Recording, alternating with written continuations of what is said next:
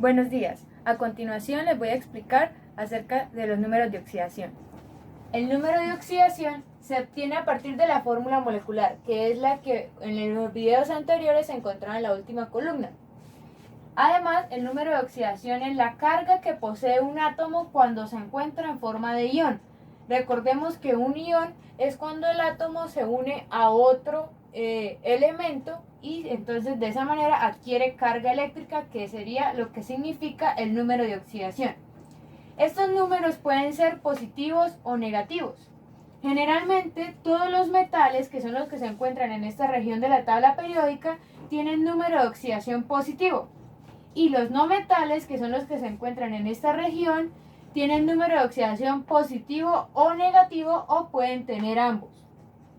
El mismo átomo, es decir, cada elemento puede tener uno o varios números de oxidación. A continuación vamos a ver algunas reglas para poder identificar los números de oxidación. Las principales reglas para calcular el número de oxidación en los compuestos son: primero, pues que todo elemento en estado libre tiene número de oxidación 0. Por ejemplo, si tenemos el cloro, el yodo, el azufre, cualquier otro elemento en estado neutro, su número de oxidación va a ser 0.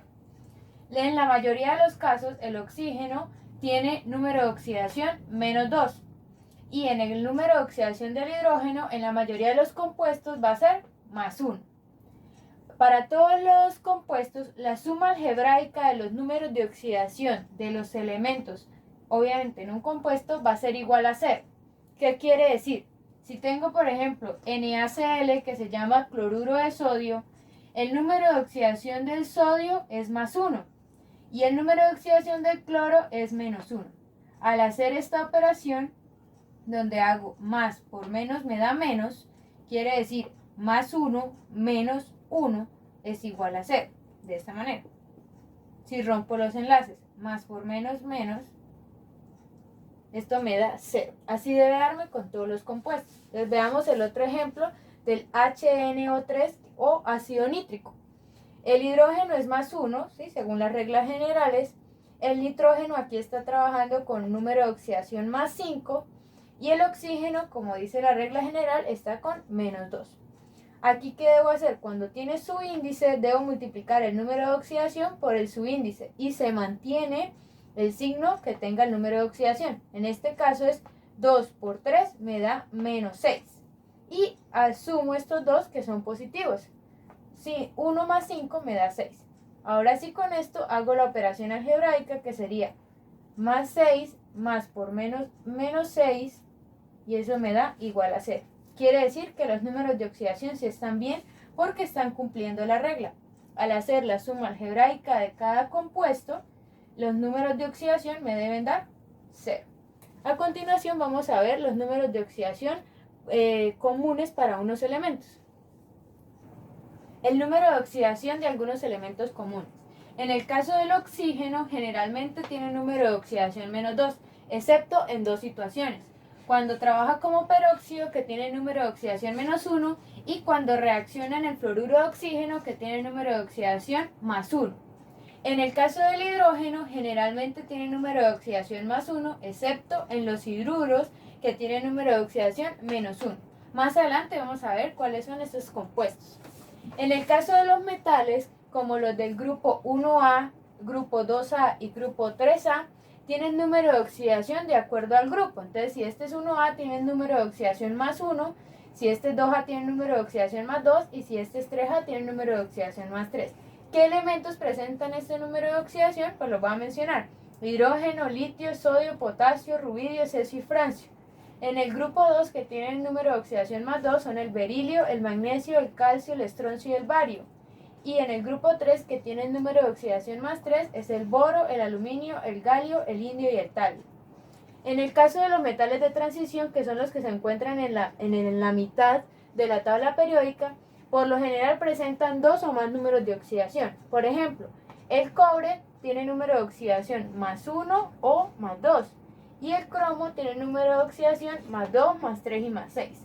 En la guía, creo que en la tercera página, encuentran una tabla periódica donde están los elementos químicos y se encuentran los números de oxidación de cada elemento en la tabla periódica. Con esa información vamos a resolver los ejercicios que se encuentran en el taller. A continuación vamos a ver un ejemplo. Listo, entonces vamos a ver el primer ejemplo para trabajar los números de oxidación. Me preguntan, ¿cuál es el estado de oxidación del fósforo que se encuentra en el H3PO4? El fósforo es este elemento.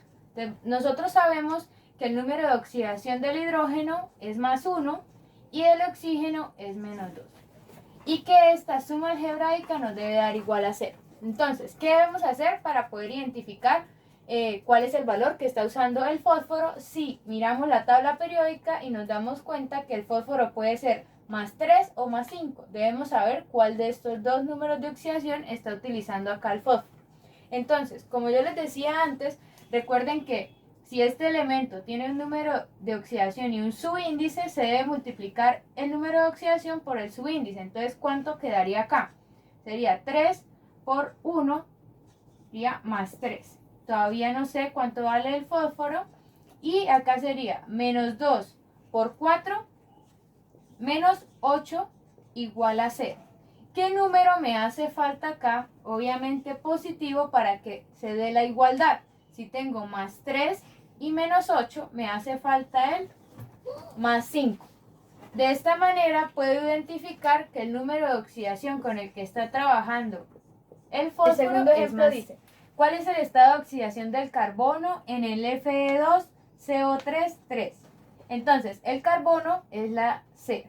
Vamos a recordar que el oxígeno tiene número de oxidación -2.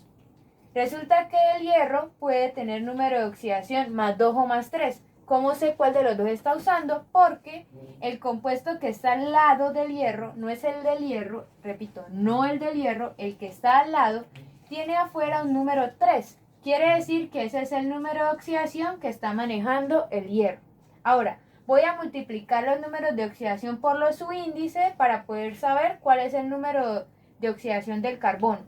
Recordando que toda la suma algebraica me debe dar 0. Además, que como este 3 está fuera de este paréntesis, este 3 aplica tanto para el oxígeno como para el carbono. Entonces, vamos a mirar acá. 3 por 2 me da +6. 2 por 3 me da 6. 6 por 3 serían -18. Y esto me da igual a 0. Vamos a tratar de encontrar el número de oxidación del carbono. Debo tener en cuenta que el número que utilice debo multiplicarlo por 3 y me debe dar acá 0. Las opciones que puedo tener es 2 o +4. Si lo hago con el 2 serían +2 por 3 me da +6.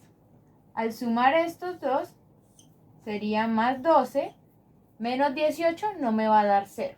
Entonces, lo correcto es que utilice +4. Si coloco +4 multiplicado por 3 es +12. Al sumar estos dos me da +18. +18 menos 18 es igual a 0. Quiere decir entonces que el número de oxidación del carbono fue el +4.